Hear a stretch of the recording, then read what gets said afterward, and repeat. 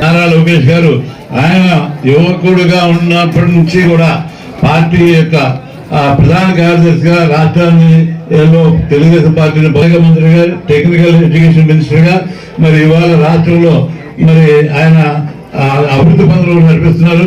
అలాగే నిన్న మొన్న 3 రోజులు కూడా ముఖ్యమంత్రి నారా చంద్రబాబు నాయుడుతో పాటు లోకేష్ గారు కూడా దావోస్ లో మరి దేశంలోకి పెట్టుబడులు రాష్ట్రంలోకి పెట్టుబడులు తీసుకురావడం కోసం మరి విదేశాల్లో పర్యటించి ఈ రోజునే ఆయన మన రాష్ట్రానికి రావడం జరిగింది.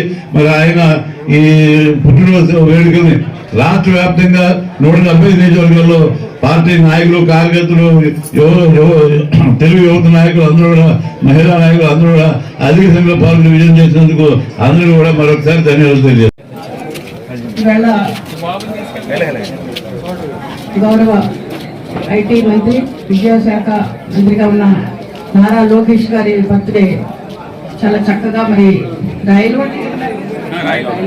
రాయలింగంలో ఏర్పాటు చేయడం, అలాగే జనసేన తెలుగుదేశం బీజేపీ కూటమి నాయకత్వంలో ఈ పండుగ జరుపుకోవడం జరుపుకోవడం చాలా సంతోషం. అదేవిధంగా ఇక్కడ రెడ్ క్రాస్ కూటమి నాయకత్వంలో ఈ లోకేష్ గారి పుట్టినరోజు జరుపుకోవడం చాలా సంతోషం. అదేవిధంగా మరిన్ని పుట్టినరోజులు జరుపుకోవాలి. ఆయన ఇక్కడ మన రాష్ట్రంలో లేరు, అయినప్పటికీ కూడా మరి ఇంకా ఆయన ఉన్నత పదవులు ఆశించి చాలా చక్కగా మంచి పరిపాలన చేయాలని మనస్ఫూర్తిగా కోరుకుంటూ ఇక్కడ ఇచ్చేసిన నాయకులందరికీ ధన్యవాదాలు తెలియజేసుకుని సెలవు తీసుకున్నాను. జిల్లాలో ఉన్నటువంటి తెలుగుదేశం పార్టీ కుటుంబ సభ్యులు తరఫున రాష్ట్రంలో ఉన్నటువంటి తెలుగుదేశం పార్టీ అదేవిధంగా జనసేన బీజేపీ కుటుంబ సభ్యుల తరఫున హృదయపూర్వక జన్మదిన శుభాకాంక్షలు తెలియజేసుకుంటున్నాం. ముందరగా నారా లోకేష్ గారు తాతగారు ముఖ్యమంత్రిగా చేయడం, తండ్రిగా ముఖ్యమంత్రిగా చేయడం, అన్ని అంత పెద్ద ఫ్యామిలీ నుంచి వచ్చి ఎవరైనా ఒక భాగస్వామ్యంగానో రాజకీయంగానో ఎదగాలంటే తర్వాత తరం చాలా కష్టమైనటువంటి వాతావరణం ఉంటుంది. కానీ ఆయన పుట్టుకతోటే ముఖ్యమంత్రి మనవుడిగా తండ్రి ఒక ఉన్నటువంటి వాదాల్లో ముందుకి తీసుకురావడం జరిగింది. కానీ ఆయన ఏదైతే పార్టీ రోజు తెలుగుదేశం పార్టీ ప్రారంభించి 1982లో ప్రారంభించి 83 నుంచి ఈ రోజు వరకు కూడా గౌరవ నందమూరి తారక రామారావు గారు, గౌరవ చంద్రబాబు నాయుడు గారు, తదుపరి నాయకుడిగా లోకేష్ గారు రావడం జరిగింది.